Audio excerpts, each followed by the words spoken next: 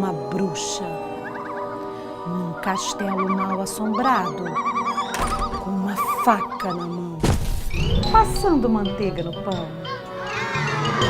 Pensou que eu ia te contar uma história de terror, né? O que eu vou fazer mesmo é explicar o que é uma narrativa. Sem medo, vamos espantar qualquer dúvida sobre esse assunto, porque em bom português é tempo de estudar.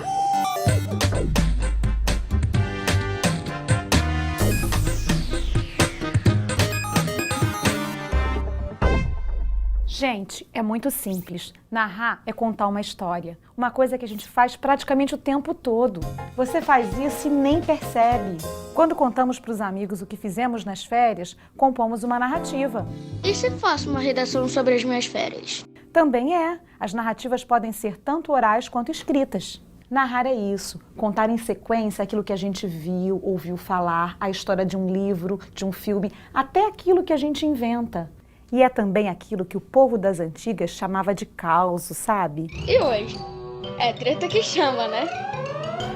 Já que o clima hoje é de terror, eu vou mostrar esse livro aqui pra vocês, ó. 7 histórias para sacudir o esqueleto, escrito e ilustrado por Ângela Lago. O livro traz histórias que o pai da autora contava para ela quando era pequena. Ao todo, são 7 contos, ou seja, 7 histórias independentes. Posso ler as que eu quiser, na ordem em que eu quiser. Tem um jeito maneiro de escolher as histórias. É só abrir e ver o sumário. Aqui a gente encontra o título e a página inicial de cada conto. Deixa eu ver o que eu vou escolher para ler. Já sei, Encurtando o Caminho, página 15. Tia Maria, quando era criança, um dia se atrasou na saída da escola e na hora em que foi voltar para casa já começava a escurecer. Só pelo comecinho, a gente começa a perceber alguns elementos da narrativa. Primeiro, aparece uma personagem, Tia Maria. O espaço é sugerido pelas palavras casa e escola. E o tempo também. Sabemos que a história acontece no passado, quando Tia Maria era criança. A palavra escurecer sugere que a narrativa se passa no finzinho do dia. Mas ainda falta alguma coisa. Os fatos! Ah, os fatos, é claro. Vamos a eles então. Viu uma outra menina passando pelo cemitério e resolveu cortar caminho, fazendo o mesmo trajeto que ela. Um cemitério na cena. O clima continua tenso. E o que isso pode acrescentar à história? Mortos, fantasmas, assombrações. Mas aparece outra personagem, a menina que entra no cemitério. O que será que vem por aí? Essa é a pergunta que naturalmente a gente faz nesse momento da narrativa. Será que é sempre assim? Se a história for boa. Exatamente. Isso é uma estratégia do escritor para que a história se desenvolva e a gente fique com mais vontade de ler. É o que chamamos de conflito gerador da narrativa. Acho que as ações da menina Maria vão gerar consequências. Você faz ideia de quais serão?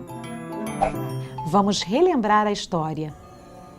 Maria viu uma outra menina passando pelo cemitério e resolveu segui-la para cortar caminho. O que você acha que aconteceu depois? Opção A. Maria deu de cara com um fantasma. Opção B. Maria caiu em um túmulo e gritou. E opção C. Maria continuou andando com a menina. Vou continuar a leitura para você descobrir a resposta. Tratou de apressar o passo até alcançá-la e se explicou. Andar sozinha no cemitério me dá um frio na barriga. Será que você se importa se nós formos juntas? Palmas para quem pensou na alternativa C. Maria realmente continuou andando.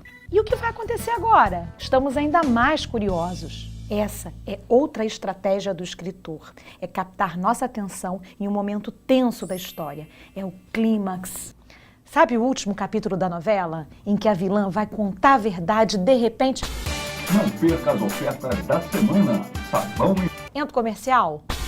O clímax dá o suspense. E assim rola o desfecho, que conclui a narrativa. E qual vai ser o desfecho da história da Tia Maria? Agora sou eu que vou deixar algo no ar para você descobrir por conta própria, lá na sala de leitura da sua escola. Se gostar, há também muitos outros contos de mistério bem legais. Eu sugiro Contos de Enganar a Morte, de Ricardo Azevedo. Oi, oi, galerinha top do 9º ano A e do 9º ano B da Escola João Paulo II. E então, vamos começar mais uma videoaula de língua portuguesa. E hoje a nossa aula está especial. Sabe por quê? Porque hoje é dia de contação de história. É isso mesmo. Hoje nós vamos contar história. Como você deve ter percebido, no início da nossa aula, a gente começou aí com a apresentação de um videozinho para que você, aluno, pudesse relembrar os elementos da narrativa, tá certo? E é importante também dizer que hoje nós vamos estar trabalhando com um novo conto. Como você deve lembrar, no início das aulas remotas, nós iniciamos com um conto psicológico que trazia como título Aquela Água Toda. Você ainda lembra desse texto? Pois é, ali era um conto psicológico e hoje nós vamos trabalhar com o conto social. Você ainda lembra a diferença do conto psicológico e do conto social? Tenho certeza que sim. Mas, de toda forma, vamos refrescar a mente de quem, porventura, não lembre mais, tá bom?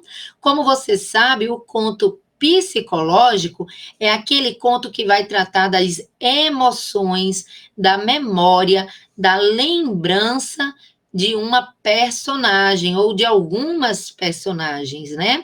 Ou seja, são fatos marcantes da vida de uma personagem, da vida de uma pessoa, que pode ser, inclusive, você aí do outro lado, contando uma história sua que marcou a sua vida, tá certo?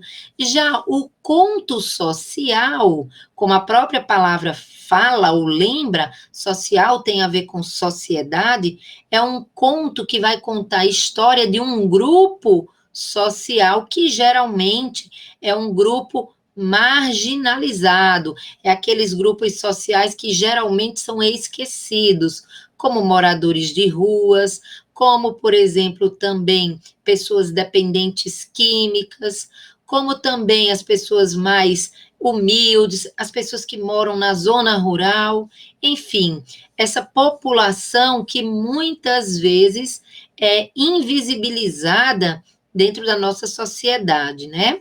Então, veja bem, hoje nós vamos estar trabalhando justamente com o conto social.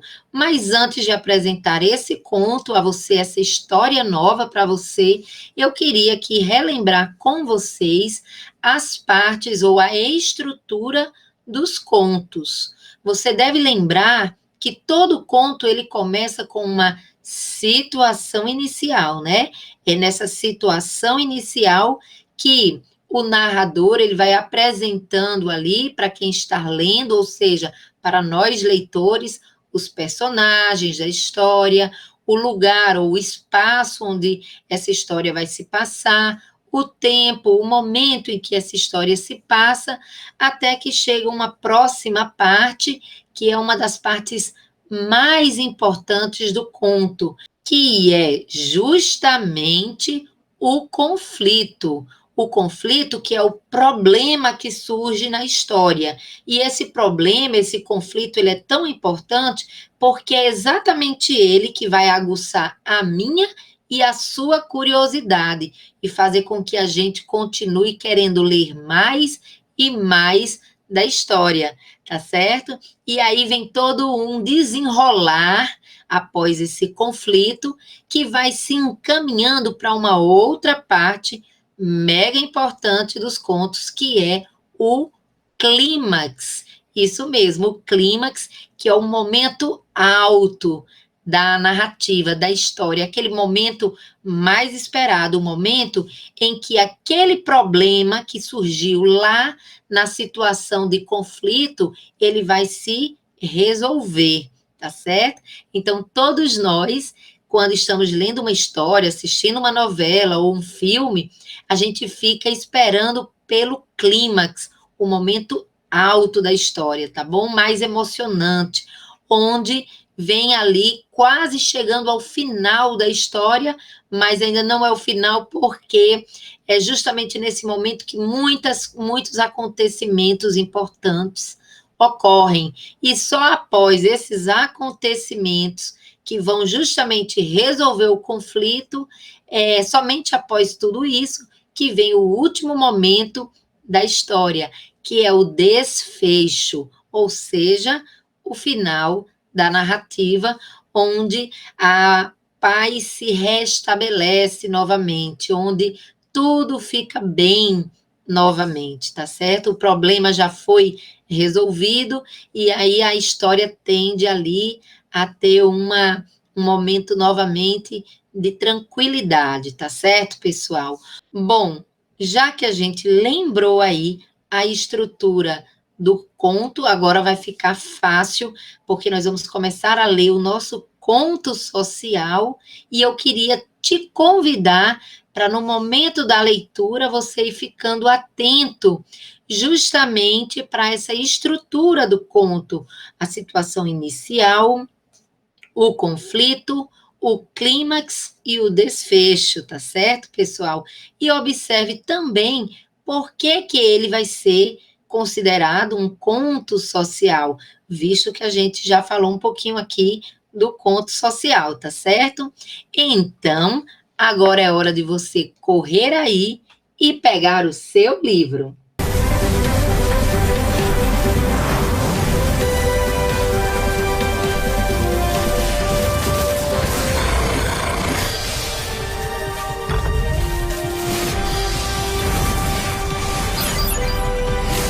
Pegou?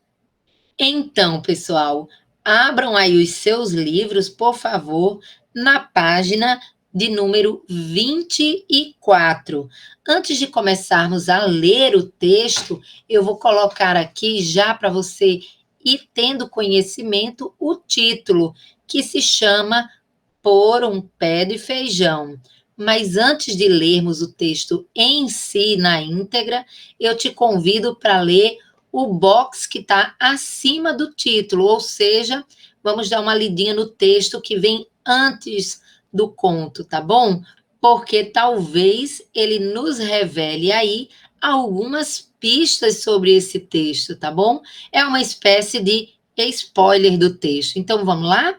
Diz assim, segue comigo aí. Por um Pé de Feijão, conto do escritor Antônio Torres, conduz o leitor, olha aí, eu e você, ao universo rural brasileiro.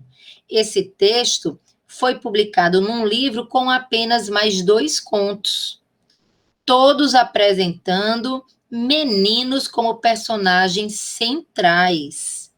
Por que será que o nome do conto é Por um Pé de Feijão? E aí é preciso ler para descobrir. Então, pessoal, repare aqui que nesse spoiler do texto nós já temos algumas pistas do nosso texto, né? É um texto que vai se passar num lugar, que a gente já sabe que lugar é esse, o espaço aí é certamente num ambiente rural, como já nos foi revelado. Quem conta a história é um menino. Olha aí, já estamos percebendo que o narrador, então, é um menino, o personagem, né? E também, pessoal, tem uma pergunta, que essa pergunta é para você. Por que será que o título desse texto é Por um Pé de Feijão? Com essas informações, dá para você deduzir alguma coisa, né? O que será que vai se passar nesse lugar, né? Por que será que está falando em pé de feijão? Fica fácil, né? Imaginar que na zona rural, o pé de feijão certamente é uma das plantas mais importantes para os agricultores, né? Para o pessoal da roça, dos sítios, das fazendas. Imagine aí para eles qual o valor das plantações. Olha, eu acho que é mega importante né, para o agricultor, cada plantação, cada momento e a espera das chuvas, né? Então, pessoal, reflita aí por que será que esse texto se chama Por um Pé de Feijão. Antes ainda de lermos, aqui nós percebemos que foi nos dado o nome do autor, que é o Antônio Torres. E aí, no seu livro, na página 25, na lateral direita, você vai reparar que tem aí um pouquinho da história desse autor. E eu te convido agora para a gente conhecer um pouco mais do Antônio Torres, porque conhecendo sobre o autor, fica fácil também a gente compreender o estilo da sua narrativa. Então, vamos ler, página 25, na sua lateral direita. Diz assim: Antônio Torres é contista, romancista, cronista e redator publicitário baiano, nascido em 1940. Em 1961, aos 21 anos, mudou-se para São Paulo e em 1964, ano em que teve início a ditadura militar, viajou para Portugal, onde permaneceu por 3 anos. No regresso ao Brasil, publicou obras marcadas por temas culturais relacionados ao período da ditadura. Posteriormente, ganhando contornos do movimento tropicalista e vanguardista, voltando-se às culturas de massas. Possui 17 livros publicados e conquistou o prêmio Jabuti em 2007, com o romance Pelo Fundo da Agulha. É membro da Academia Brasileira de Letras e condecorado pelo governo francês como Cavaleiro das Artes e das Letras. Pois é, pessoal, Antônio Torres, com certeza, é um grande contista, um grande profissional da nossa literatura brasileira, né? Entendendo, então, um pouquinho sobre a vida dele, né? A gente viu aí que ele é um contista, um cronista baiano. Provavelmente, essa história que ele nos conta aqui, de repente, tem muito a ver com a sua infância, com o que ele viveu ali na Bahia enquanto criança, né? No ambiente rural.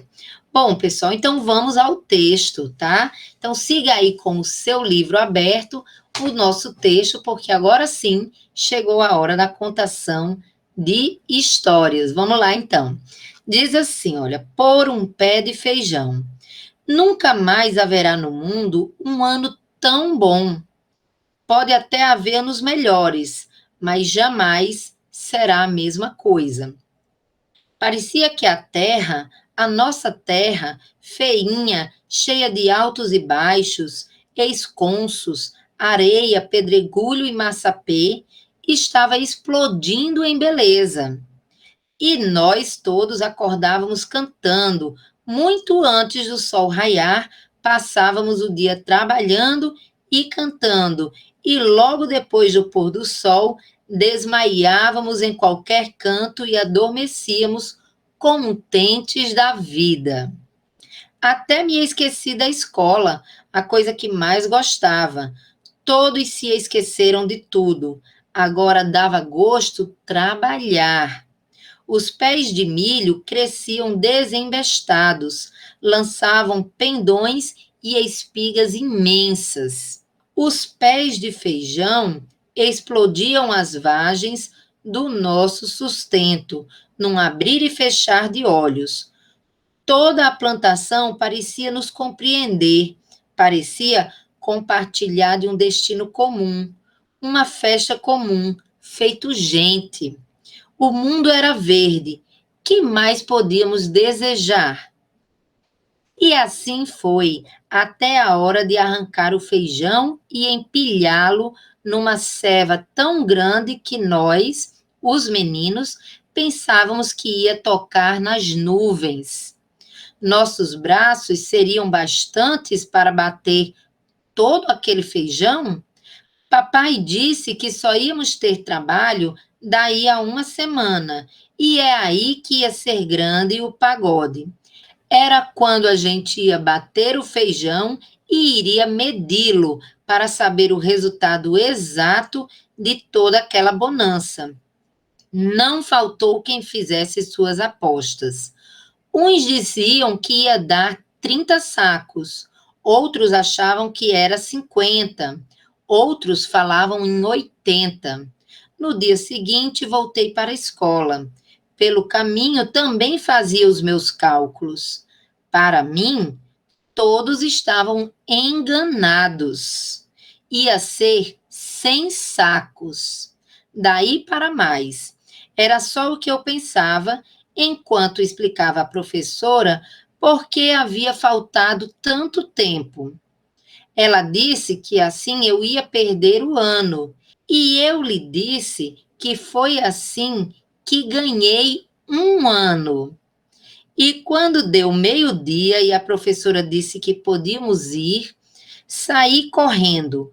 Corri até ficar com as tripas saindo pela boca, a língua parecendo que ia se arrastar pelo chão. Para quem vem da rua, há uma ladeira muito comprida e só no fim começa a cerca que separa o nosso pasto da estrada. E foi logo ali, bem no comecinho da cerca, que eu vi a maior desgraça do mundo.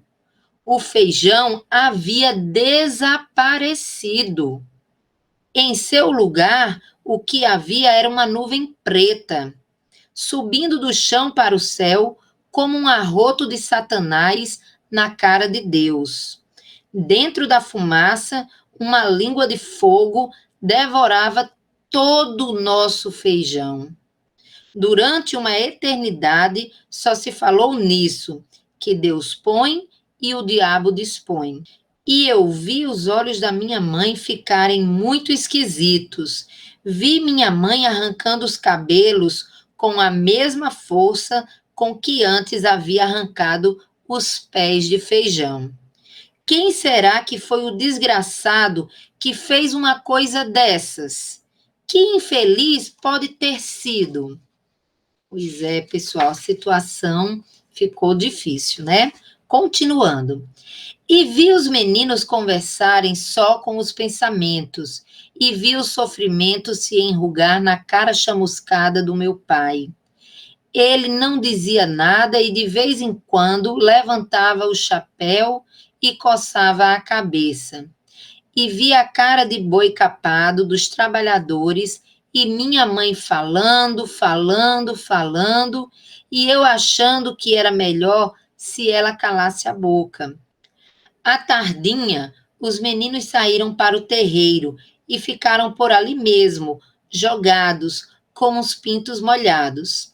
A voz da minha mãe continuava balançando as telhas do avarandado. Sentado em seu banco de sempre, meu pai era um mudo. Isso nos atormentava um bocado. Fui o primeiro a ter coragem de ir até lá. Como a gente podia ver lá de cima, da porta da casa, não havia sobrado nada. Um vento leve soprava as cinzas e era tudo. Quando voltei, papai estava falando. Ainda temos um feijãozinho de corda no quintal das bananeiras, não temos? Ainda temos o quintal das bananeiras, não temos? Ainda temos o milho para quebrar, despalhar, bater e encher o paiol, não temos? Como se diz, Deus tira os anéis, mas deixa os dedos. E disse mais, agora não se pensa mais nisso, não se fala mais nisso. Acabou. Então eu pensei, o velho está certo.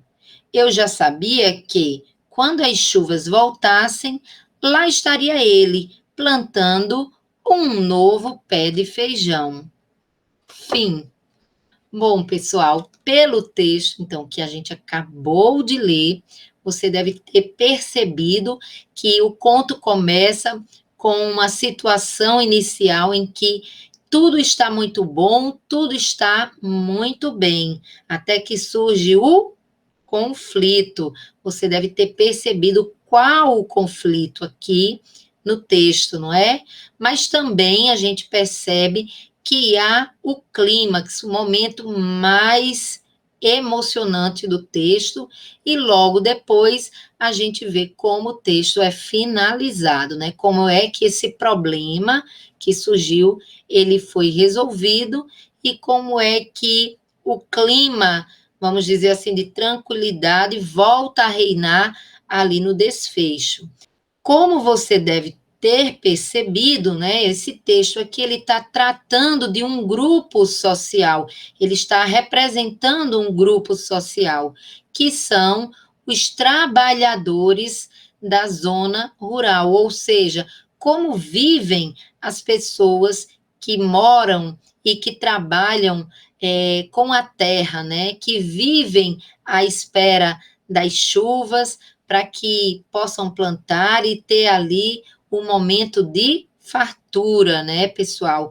Muitas vezes, nós que moramos aqui na cidade, até esquecemos como deve ser a vida das pessoas que vivem da agricultura e como elas são importantes para toda a sociedade, não só lá onde elas moram, que no caso é a zona rural, mas são exatamente eles que abastecem todas as zonas urbanas, né, com o seu trabalho, com a sua lida com a agricultura, né, e não só as nossas cidades do nosso país, mas também países diversificados, né, que compram os alimentos produzidos aqui, na nossa terra, pela nossa gente. E você já tinha parado para pensar como é a vida do agricultor?